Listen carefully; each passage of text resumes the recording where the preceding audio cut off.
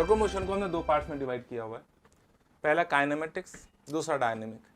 Kinematics जिसमें कि acceleration तक काम करेंगे, यानी कि डिस्प्लेसमेंट, वेलोसिटी या स्पीड, एक्सेलेरेशन, यहाँ तक काइनेमेटिक रहेगा।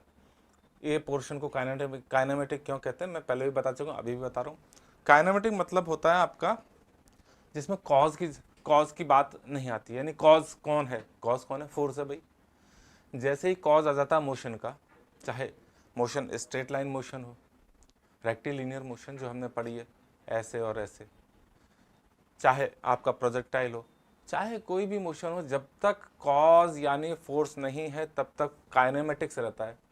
और जैसे ही कॉज आ जाता है, कारण, फोर्स आ जाता है, कॉज, मोशन ऑफ कॉज कौन है, फोर्स, जैसे ही कॉज आ जाता है वैसे ही डायनेमिक्स बन जाता है।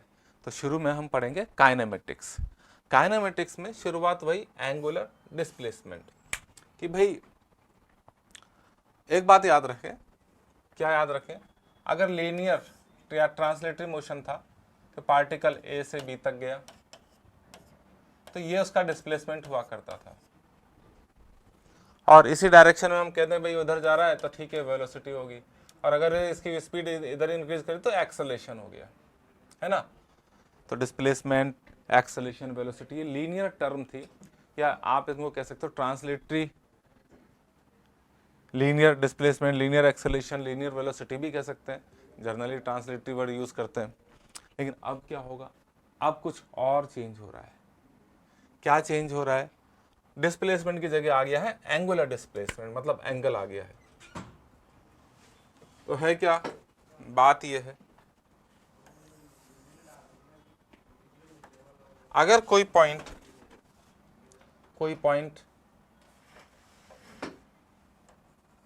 यहां पर था P और वो यहां पर पहुंच गया, पॉइंट Q पर पहुंच गया है, तो जो O है, O से पॉइंट P एक लाइन बन गई, रेडियस बन गई, और Q वाली भी एक रेडियस बन गई। तो मूवमेंट अगर इस तरह से है, ये ऐसे मूवमेंट हो रहा है, तो ये जो एंगल कवर किया जा रहा है इसे ही जर्नली थीटा कहते हैं, आप ये थीटा जानते हैं। और ये क्योंकि लगातार चेंज हो रहा है, और आप इसे एंगुलर डिस्प्लेसमेंट कह सकते हैं।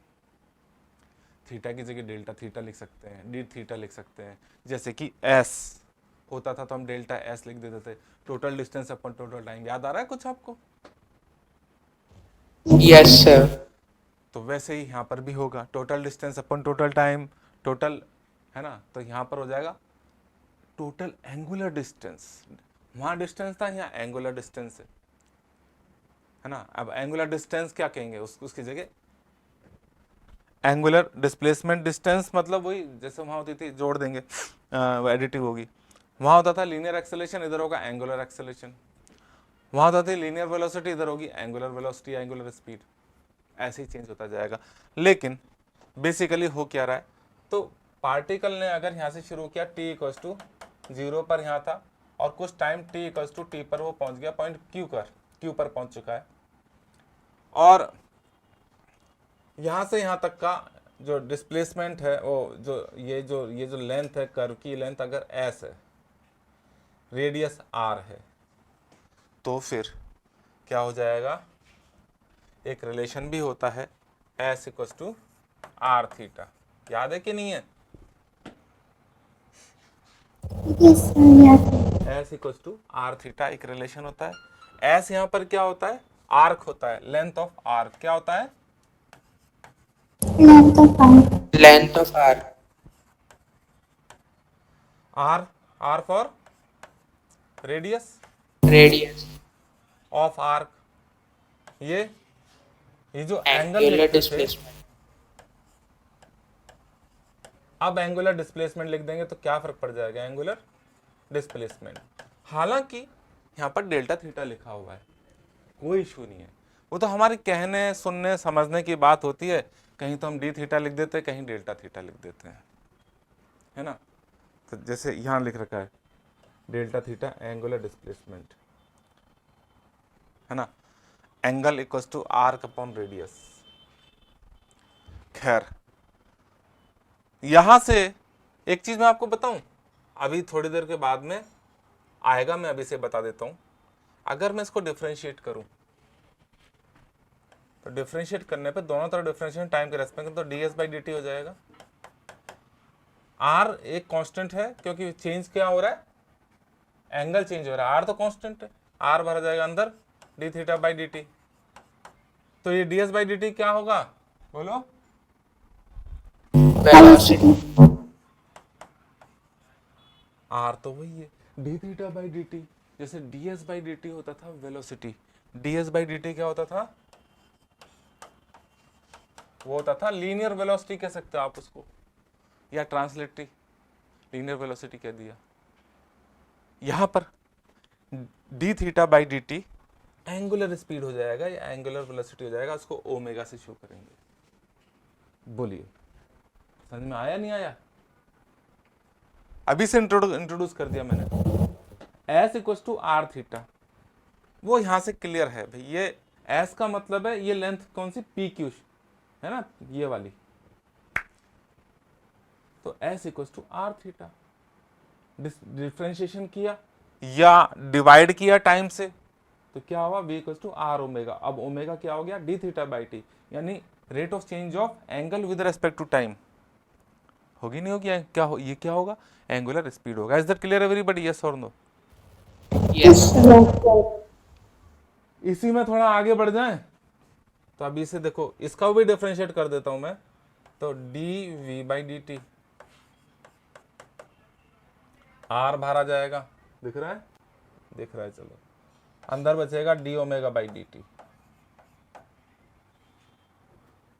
तो डीवी बाई डी टी क्या हो जाएगा तुम्हारा, क्या हो जाएगा, एक्सेलरेशन। आर तो बाहर रहेगा ही, और D omega by D T यहाँ है तो एंगुलर स्पीड बाई टाइम, तो एंगुलर एक्सेलरेशन अल्फा आ जाएगा। एक तरह से रिलेशन भी आ गए हैं, आगे जाके आएंगे, मैंने यहीं ला दिए हैं, अभी तो ढंग से शुरू ही नहीं हुआ है हमारा सर्कुलर मोशन, और मैं काफ़ी आगे चला गया छोटे से टाइम में। आप देखें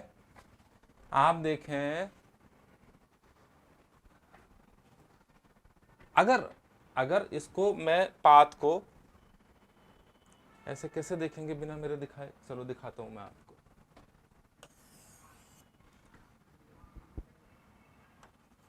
P से Q ये वाली बात है, ये सेंटर O है, इसको मैं अगर स्ट्रेट कर दूं, PQ ऐसे बना दूं, तो ये लेंथ होगी P से Q, P से Q की तरफ जाया जा रहा है जी, ठीक है।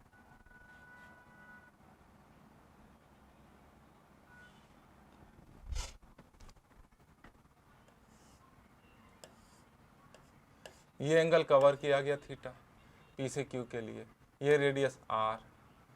तो आप देखें यहाँ पर जो टेंजेंशियल स्पीड है V, यहाँ पर भी वही अगर माना जाए, स्पीड चेंज नहीं हो रही है, तो फिर वो स्पीड होगी इधर की तरफ V, ठीक है। और अगर स्पीड टाइम इंक्रीज करने के साथ साथ स्पीड अगर इंक्रीज करती है, तो फिर एक्सेलरेशन आ जाता है, वो भी इसी डायरेक्शन में होगा। हो क्या रहा है, इधर लीनियर एक्सेलरेशन और इसका एंगुलर एक्सेलरेशन।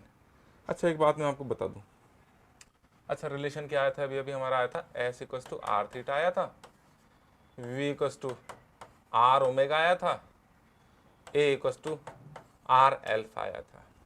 थीटा क्या था जी, क्या है theta, angular displacement. Angular short में लिख दिया, डिस्प्लेसमेंट भी शॉर्ट में लिख दूंगा, ये सब आपको अच्छे से लिखा मिल जाएगा, चिंता ना करें। अभी जब अपन नोट्स आगे चलेंगे तो सब मिल जाएगा, मैं तो आपको अभी से स्ट्रॉन्ग करता था। ओमेगा एंगुलर वेलोसिटी या स्पीड, अल्फा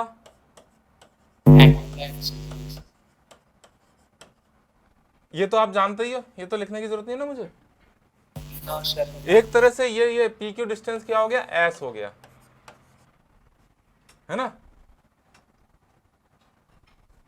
यहां से यहां तक का जो डिस्टेंस है ये एस है।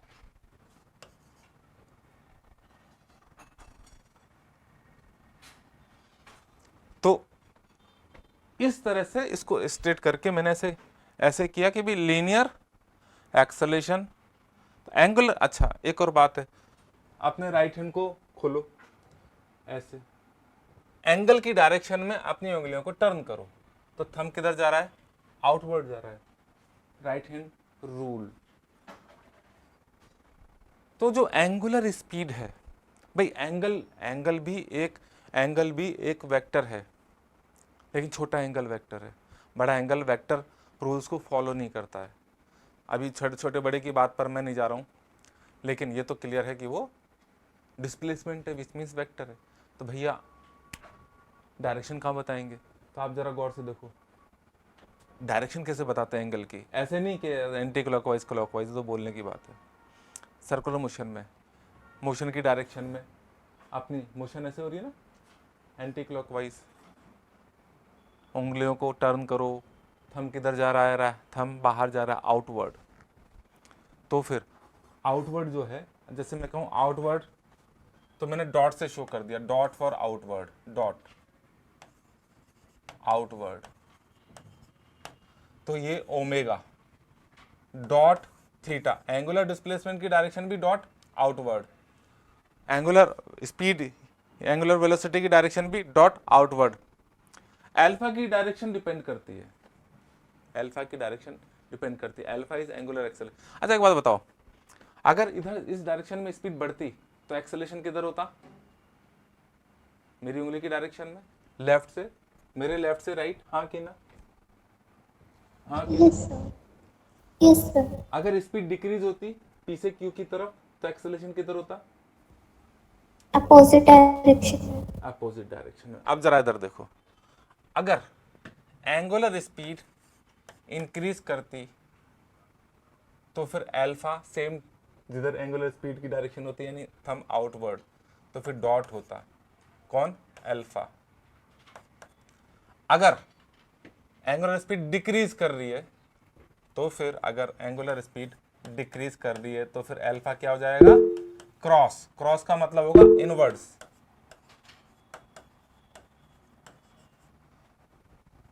ये चीज है क्रॉस डॉट, मैंने इसलिए लिखा कि बार बार मुझे जरूरत पड़ेगी, अगर, वैसे नहीं पड़ेगी पर वैसे लिख दिया। 12th क्लास में एक चैप्टर होता है मैग्नेटिज्म, और वो काफी बड़ा चैप्टर है, अभी चल भी रहा है, तो मुझे वो चीजें ध्यान आ जाती हैं। वहां पर magnetic field is a vector quantity, magnetic field अगर अंदर बोर्ड के अंदर, तो इनवर्स बताते हैं, जैसे आपकी कॉपी है उसके अंदर नीचे की तरफ अगर मैग्नेटिक फील्ड है तो उसे क्रॉस से शो करता है, और कॉपी के परपेंडिकुलर आउट अपवर्ड है तो डॉट से शो करता है। अब यहाँ पर अपवर्ड तो ऐसे हो जाएगा, मैं कहूँगा अपवर्ड, तो बोर्ड के लिए मैं कह रहा हूँ आउटवर्ड, क्योंकि बोर्ड पर लिखा जा रहा है, बोर्ड पर सर्कुलर मोशन चल रहा है, ठीक है। अगर सर्कुलर मोशन ऐसे चलता हॉरिजॉन्टल प्लेन में, यहाँ पर चलाऊँ, तो फिर वो कैसा होगा, अपवर्ड या डाउनवर्ड।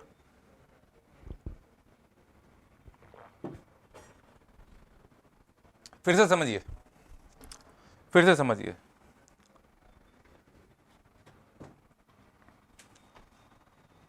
राइट हैंड को की उंगलियों को टर्न कीजिए मोशन की डायरेक्शन में, तो थंब आउटवर्ड है, इसलिए यहाँ पर angular speed, angular accel, angular displacement theta, ये आउटवर्ड है।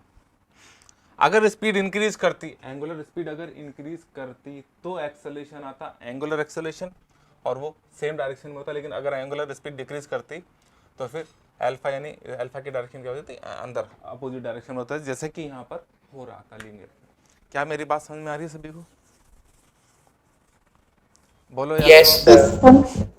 छोटे तौर पर मैं, है ना, अभी ज़्यादा आगे गया नहीं हूँ, ये सब चीज़ें चलती रहेंगी, मैं आपको अपनी तरफ से आज शॉर्ट में समझाता हूँ, फिर आगे धीरे धीरे काम में आती रहेंगी। अब तो ये क्लियर हो गया, theta angular displacement, R for radius, omega angular velocity, alpha angular acceleration. अब मुझे बताओ छोटी सी बात, क्या अगर एवरेज एक्सेलरेशन कहूं मैं तो क्या होता था जी, delta V by delta T, delta V by delta T. Yes, sir. अगर मैं एवरेज एंगुलर एक्सेलरेशन की बात करूं तो क्या हो जाएगा बताओ, Delta omega by delta t.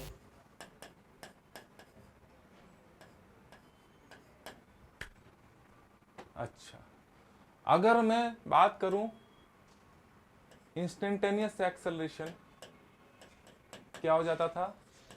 dv by dt अगर मैं बात करूं क्या हो जाएगा? Alpha instantaneous. d omega by dt. अच्छा वेक्टर तो लगा रहा हूं, मान लो मैग्नीट्यूड की बात की जाएगी तो वेक्टर हट जाएगा, तो आप जानते ही हैं ऐसा तो है नहीं, डिफरेंशिएशन में वेक्टर का कोई रोल है। खैर अगर मैं बात करूं एवरेज वेलोसिटी, एवरेज स्पीड की बात भी कर सकता हूं। एवरेज एरो लगा दिया तो एवरेज वेलोसिटी है, नहीं लगाता तो एवरेज स्पीड होती है। तो वो होता था आपका delta S by delta T, हाँ कि ना? ये होता था टोटल डिस्प्लेसमेंट। Yes. और इंस्टेंटेनियस वेलोसिटी होती थी, क्या होती थी? D S by D T. Yes, yes sir. sir अब ओमेगा एवरेज क्या हो जाएगा? Delta theta by delta t. हालांकि बड़े एंगल जो होते हैं वो वेक्टर नहीं होते हैं, है ना, इसलिए यहां पर मैं स्पीड की बात कर देता हूं, या फिर डी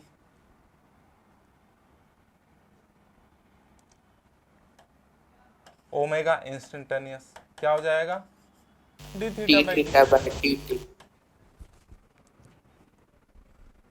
ऐसी बातें सामने आएंगी, इनमें आपस में रिलेशन ही हो गए।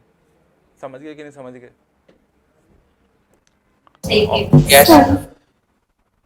सर्कुलर मोशन तो अभी तक अपन यहीं घूम पाए थे और अपन ने बहुत सारी बातें कर ली। अभी तो मैंने आपको ये तक नहीं बताया कि भाई थीटा यानी इसकी यूनिट क्या होगी। क्या यूनिट होती है? ऐसा यूनिट क्या होती है एंगल की? वही एंगुलर डिस्प्लेसमेंट की होगी। क्या होती है? Sir, radian. बस। तो अरे तो रिवीजन टाइप करा रहा हूँ मैं चलो कोई नहीं, आ जाएगा, क्योंकि मुझे मालूम है अभी बहुत सारी चीज़ें हैं, ये बहुत डिटेल में पढ़ेंगे आप सब चीज़ें। बढ़िया डेफिनेशन लिखी होंगी, मैंने जो लिखाई है सब मैंने शॉर्ट में आपको समझाया। मैं जो कह रहा था, हाँ मैं और बात आपसे ये भी कहना चाहता था, बोर्ड पर कह लेते हैं कि भाई v इक्वल्स टू, अगर एक्सेलरेशन कांस्टेंट था, ये इक्वेशंस ऑफ मोशन कब यूज कर सकते हैं? लीनियर इक्वेशंस ऑफ मोशन कब यूज कर सकते हैं? जब एक्सेलरेशन linear कांस्टेंट होता है। जब एक्सेलरेशन कांस्टेंट होता है, Constant. ये दिल दिमाग में बैठा लीजिए। जैसे होली दिवाली आपके दिमाग में बैठी है, दिवाली की छुट्टियां आपके दिमाग में बैठी हैं, दिवाली के पटाखे आपके दिमाग में बैठे हैं कि भाई हम खेलेंगे कूदेंगे मौज मस्ती करेंगे। अभी कल गणेश, कल छुट्टी है क्या आपके स्कूलों की? yes sir Yes, sir.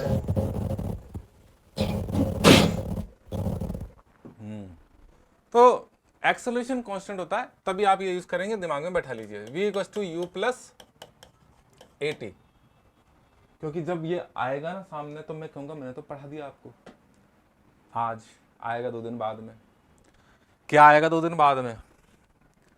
v है फाइनल, तो omega angular speed, omega equals to u की जगह ओमेगा नॉट, यानी इनिशियल एंगुलर स्पीड को ओमेगा नॉट से शो करेंगे, ठीक है, plus alpha T, equation of motion for angular motion. वहां होता था s equals to ut ut plus plus half at square यहाँ हो जाएगा theta equals to omega naught T plus Omega naught t plus half half alpha t alpha square. t square और v square equals to U square plus 2as। तो इधर क्या हो जाएगा बोलो? omega square is equals to omega naught square plus 2 alpha Alpha theta. बताइए सभी को क्लियर है ये बात? जिया शर्मा, आरती, आरती जी बताइए, सबको क्लियर है? महत्व, मुस्कान जी, नजमा जी, सुहाना। Yes sir. नजमा जी मेरी आवाज आ रही है आपको थोड़ी थोड़ी? yes sir आज से नया चैप्टर शुरू हुआ है, रेगुलर रहना, अब आपको कोई नहीं रोक सकता समझने से। जी सर सुहाना सुहाना जी समझ में आ रहा है? Yes, sir. हाँ, आप सोचते होंगे मैं जी लगा के क्यों बोलता हूँ, क्योंकि मोस्ट ऑफ पीपल्स के बच्चों के जो पेरेंट्स के नाम पर होंगे फ़ोन ये, और अगर मैं सीधे ऐसे नाम, कुणाल का तो मुझे मालूम है, कुणाल नाम है ना, सही कह रहा हूँ कुणाल? Yes, sir. लेकिन कई सारों के पेरेंट्स के नाम से है और मैं है ना ऐसे तू तड़ा के बोलूँगा तो अच्छा नहीं लगता है, वो मुझे भी अच्छा नहीं लगता है, इसलिए मैं जी करके बात करता हूँ। हो सकता है कुछ बच्चों के, और कोई बुराई नहीं है ना अच्छे से बोलने में, तो वैसे भी अच्छी बात है। तो ये जो चीज़ें हैं ये काम में आएंगी। ये कब यूज़ कर पाओगे? जब अल्फा यानी कि एंगुलर एक्सेलरेशन कांस्टेंट होगा, तब आप इन इक्वेशंस को यूज़ कर सकते हो। और लीनियर एक्सेलरेशन या ट्रांसलेटरी एक्सेलरेशन कांस्टेंट होता है तो आप लीनियर इक्वेशंस ऑफ मोशन को यूज़ कर सकते हो। अल्फा एंगुलर एक्सेलरेशन अगर आपका कांस्टेंट है तो फिर आप एंगुलर इक्वेशंस ऑफ मोशंस को यूज कर सकते हो। आएगा, सब चिंता ना करिए, सब सामने आएगा। तो ये सब बातें मुझे समझानी थी। बात यहाँ से शुरू हुई थी कि इस तरह का डिस्प्लेसमेंट है, इनमें आपस में रिलेशन है, इनसे क्वेश्चन बनते हैं, ये काम में आते हैं। चलिए कहाँ चलें तो कहाँ चलें, कहाँ से शुरू हुए थे हम? हाँ, तो angular displacement, angle traced by the position vector of particle moving with respect to some fix point is called angular displacement. हमने मान लिया जी ये फिक्स पॉइंट था, यहां से शुरू किया, ये एक्स एक्सिस था हमारे लिए, यहां से पार्टिकल ने मोशन शुरू किया और ऐसे ऐसे मूव करता है यहां तक पहुंच गया। तो ये तो रही उसकी linear distance that is S, और इस पॉइंट से इस पॉइंट तक रेडियस वेक्टर ऐसे घूमा है, तो कितना एंगल उसने कवर किया, that angle is called as angular displacement. Is that clear everybody? हाँ कि ना?